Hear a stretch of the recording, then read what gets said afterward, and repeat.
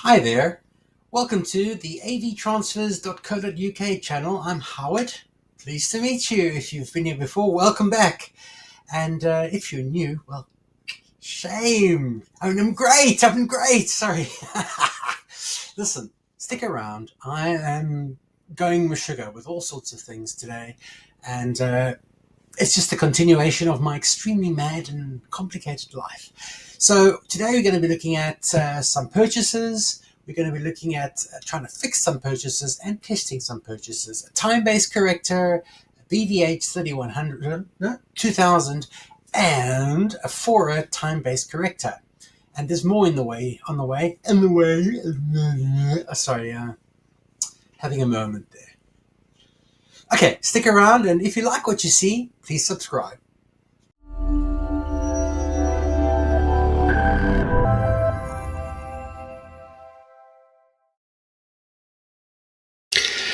Hello everyone, this is Howard from AV Transfers UK. Welcome to the channel if you haven't been here before. Welcome und please, yes. Sorry, very bad accent. So, what are we looking at today? I have won an auction. Clay Batman. This was an interesting piece of equipment. Now, let me tell you a story. This is a... how would you describe it? A solid state view screen showing you your audio channels and things. But the interesting story is I was watching one on auction. It was up for like £1 and I thought, okay, I'll bid on that. And then like 4 hours before it ended, the auction stopped and the seller relisted it for £800. And I thought, this guy is smart, but obviously a bit too smart. So I obviously didn't bid on that. And then he relisted it for 600 and then for 400. And now it's down to 250. And in that time that I would have bid on his one and given him money for his thing, I found another one. And this one I won for 125. So what is it? Well, it's still going to be shipped to me, but let's just take a look at it. It's a bit yucky looking. It definitely needs a visit through the dishwasher, I think. Okay, so this guy is it's going to be shipped to me, and we will find out soon as to what that is. It could be a media player. It could be it looks really gruff and rough. It doesn't look scratched. It just looks like it's been living in a loft somewhere getting a lot of moisture on it, so it may be very decayed. But it gives you basically a visual display of your audio input. It also shows you, I think, the difference in stereo separation with your FM multiplex broadcasts, and it is switchable 100 volt or 117. So at least it can run on the American voltage, which will be easier to put a step down transformer on that. Is it any good? It's hard to tell. They've powered it up. There doesn't seem to be any raster on the screen. It's in bad shape. It's going to need a full strip down, and if it doesn't work, I'm going to retrofit it with something really funky monkey. The other stuff that is here and ready to be taken a look at is very exciting. And this is a £28, not too bad. This is an NTSC. It's a bit of a crummy low-res picture. Brand new inbox FA25. It's a Fora time-based corrector. And I can never say no to a good time-based corrector, can you? Especially in what we do. It looks unmolested. It looks like it's a full 100 volt up to 220, which is great. It's got the book. It's got everything there that looks like it should be there. It looks pretty basic, but you can never have enough good time-based correctors. And it even comes with cables. 2 S-videos, 1 composite, 1 BNC, and it comes with a lot of stuff. So we're going to look at that a bit later. There's been some very interesting stuff on here. That aside, let me show you what else is happening. So the fun never ends, and this is another interesting toy that has arrived from the UK. This is a little bit weather worn. I don't know what you'd call it. It's worked hard, I think. It's a BVH 2000 PS, and it is a 1-inch machine. The only downside is it's missing 4 boards. Okay, now the boards are the time-based corrector boards, so it's not ultimately that useful without them. But I figured for the cost, for the amount of money I spent, and just for the parts, it's worth it, because I have other machines that are the same with boards, so if perhaps they fail, I can just switch them out into here. But this one should actually be running even without those boards. It should run without a time-based corrector, and it's giving an error, so I need to look into that. And generally an error comes when one of the boards is not communicating at startup, and that could be for any number of reasons. So that's going to be a future project. It just went really reasonably, and I arranged for someone to go fetch it. The only thing I don't like about this one, to me cosmetics are important, and this has been changed. This is the front part of what looks like something from an Ampex recorder. And I'm not sure if this is an Ampex motor or if that's just a cover.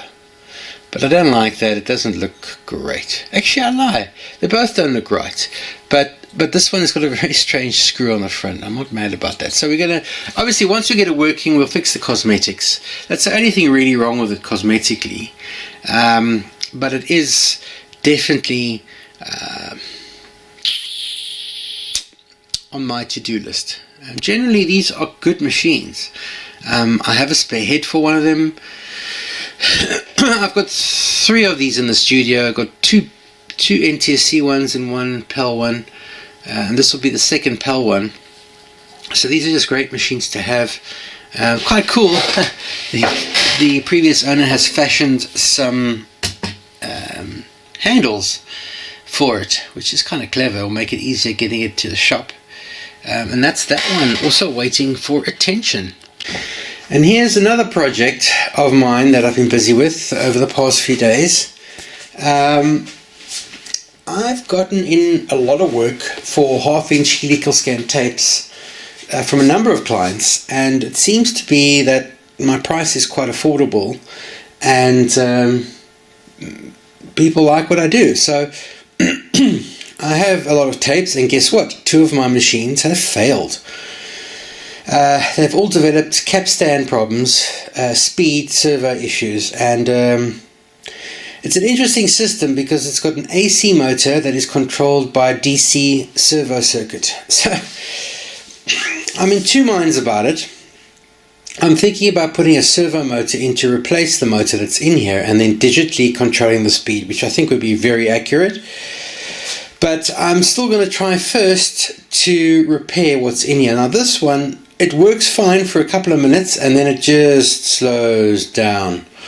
My thinking is there's a problem in the system. Obviously, I tried checking the run capacitor. It's not that. And I've traced the fault down to a what I believe is a power transistor. So I've removed the transistor that is at the NPN transistor, which is potentially at fault, because when I ice this, the picture suddenly comes back and everything goes back to normal. So my thinking is I've managed to get 9 new old stock transistors of this exact kind. They're on their way to me, and when I put that in, I'm going to see if I can get that back in order. So I've also got I've got another one of these in the office with the same fault, except that one speeds up when it gets warm. And I suspect it's the same problem. So I'm going to get to that one afterwards. But I've just been reading up on the servo alignment on the machine and how to set it up. But I don't have a test tape for these machines. Do you have a test tape, a PAL test tape for these? A 50 Hertz test tape for this format? If you do, please get in touch. Okay. So as promised, this is the first of the unboxings. There's going to be a lot of unboxings this fall and winter, because it's going to be a very cold and wintry winter, I think, because we had a nice summer. So we're going to have time to do all this stuff. I hope. Well, the world doesn't come to an end, I guess. And yeah, absolutely. We'll have time. So, this is the first box. It's a bit of a lopsided box because I think the item inside is much smaller.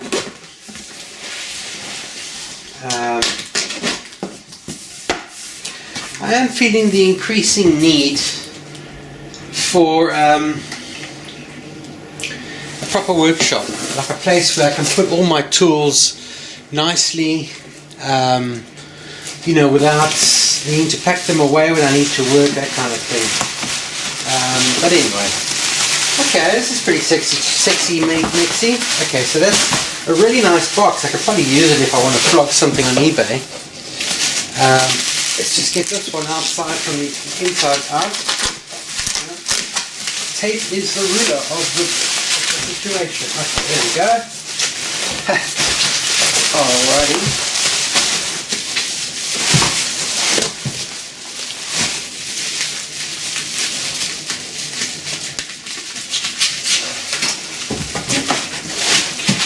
Okay, so we've gone from a big box. There you go, kitty, you can play in the box. To a smaller box. Okay. You know what's interesting? People seem to want a lot more money for items that have got the original box. And it occurs to me that what really should happen is there should be a company that makes reproduces reproduction boxes. In other words, you've got a Sony VCR from 1976 and you want it to look like brand new and you've restored it with love, but you don't have the box. So you contact this company, they get the specifications of the original box, and they make you a printed box with the inserts as it would have come in the original day. I think there's a huge market for people. Can you imagine if anyone could get a brand new box for whatever machine they had? I just think that would be awesome. And I think it's an interesting business model. You want to talk about it? Let's talk about it. I'm in. I mean, can you imagine? Oh, I got this old 1-inch Sony VCR. I want to make a reproduction box for it. And I want to put it into my archive of collectors things. Okay, fine. Let's talk money. Let's talk business. I like that idea. I do. Okay. Well, they did not disappoint. There are some really nice cables here. Ooh. Oh my goodness gracious, ma. I watched a very funny movie the other day. I managed to get hold of it. It's got Martin Short in and Charles Grodin. Charles Grodin was the guy in Beethoven, the movie. Oh, it's so funny. What is it called now? It's just got a boy's name as the name of the movie. It's just hysterical. I can't remember it now. Anyway, so ooh, I mean these cables, I think these cables and adapters would have cost me £30, to be honest. Right. Ooh, S-Video, 2 S-Videos, and these are good ones. They're not just the rubbish ones you get from the cheap. Jeez, look at this, eh? This is gorgeous. This is absolutely gorgeous. Okay, and this has the original boxes. Very nice. Because obviously when I get something in a box, 90% of the time I don't keep the box because the box is normally just pretty dull, right? But at other times you think, oh, I'd really like that box for that machine. So it's just a question of, you know, where's the money, where's the model for it? Obviously it's hard to scale it because you may get a lot of one-offs, but you would charge more for the one-offs, and you might find that you get 1,000 orders for the original Nintendo box, for example. You know, the Donkey Kong or whatever it was. Those boxes, people buy those boxes for 25, 30 quid just for the box, so that they can say it's in the box. So, you know, the whole company can be called NRFB or something. Never removed from box. Okay, so that's that box for a company. How would the sales be? Maybe I should go in Dragon's Den. Eh? Yeah, right. I got time for that crap. Anyway, right, moving along. There we are. Ooh, Unity. Oh, okay, Unity. Right. Operator. Okay, I don't quite know what that means. System phase SC H up down. Is that to do with color? I don't know. Freeze off on.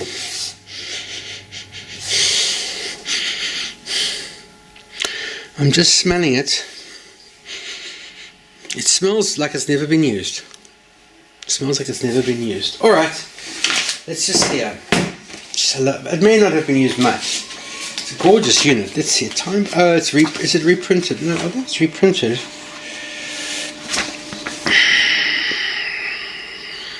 YC in, YC out. VTR. Yeah. It's all in Japanese. I'm trying to see if there's any. Okay, it's got some jumpers, auto freeze. I like auto freeze. So basically there's a drop out on the tape, or the tape finishes, and there would normally be snow. This puppy will just freeze the picture. Okay, let's see if we can get it hooked up. Okay, so we're off to a good start. I've plugged in the machine and it didn't go bang. It started up very nicely and quietly, and it has a power light on it. So what I'm going to do now is I'm going to put it in the NTSC rack, where it gets, basically there's a switch box, and from the switch box there'll be a feed going into here, and then I'm going to take something from here out to the monitor so we can take a look at what it's doing. Okay, so I'm just trying to get the cable through from the rear end. It sounds terrible. I'm trying to get the cable through from the rear end into the input of the video disc input of the AV amp. Does that make sense? I hope it does. The cable's a little bit curly.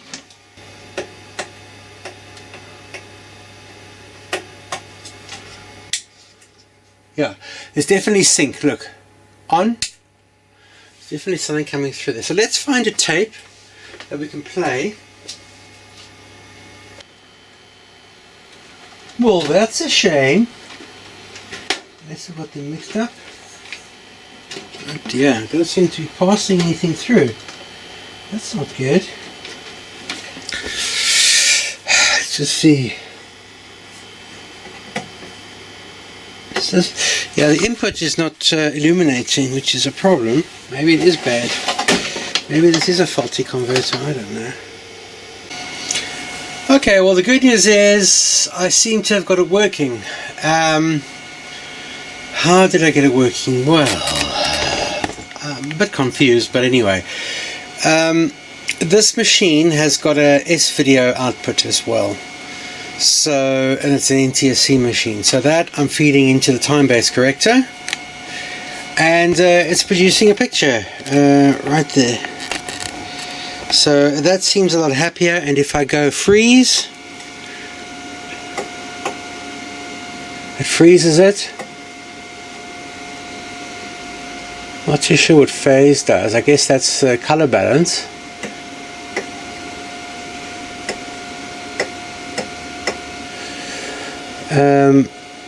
Yeah, and if I zoom out, you'll see it on the top screen as well.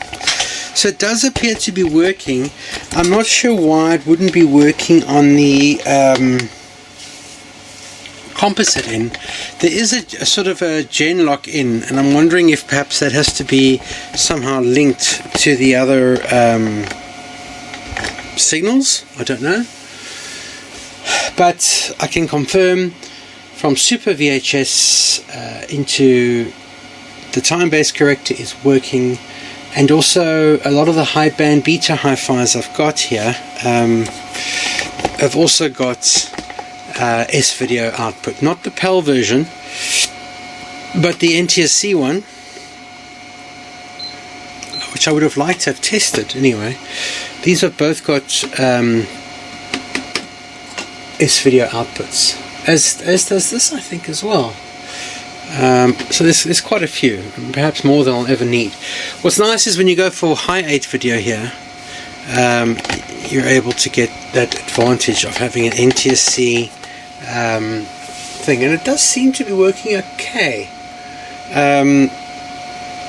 The way I've got things working at the moment, because of my acquiring of a few gizmos, I managed to pick up this Snell & Wilcox standards converter. So this is actually sitting between the final output of the amp and the monitor, just to see what it can do. So I can change it to PAL standard quite easily, and it does a great job. But then obviously you can't really see what the time-based corrector is doing because it's out of circuit. But what I can do is I can show you without the time-based corrector in circuit. I can jump back one feed, so I can in other words feed the analog VHS straight into the Snell & Wilcox. There you go. You can definitely see there is a difference in it. Alright, let's cut it there. Hey guys, well thanks for watching my bit of a rambling video today. Lots of things trying to fix, trying to juggle a lot of work and fixing machines, which, you know, when you're under time pressure to do jobs, it's very hard to sit and video everything. So often I just fix things and don't even video it, and I mustn't do that, right? But here's behind me, you'll see another setup there. There's a very nice oscilloscope, and that I'm using to try and rectify another one of those video quarters. And if I have success, I will update the channel and tell you all about it. Thanks for watching. I hope you enjoy my type of weird equipment love, and it's all part of the transfer business. And I say, if you can't do something you love, well, that's a shame. From me, Howard at avtransfers.co.uk, your digitization station. Oh, how corny is that? Thanks for watching, and if you like this kind of thing, please subscribe. Bye for now. Adios.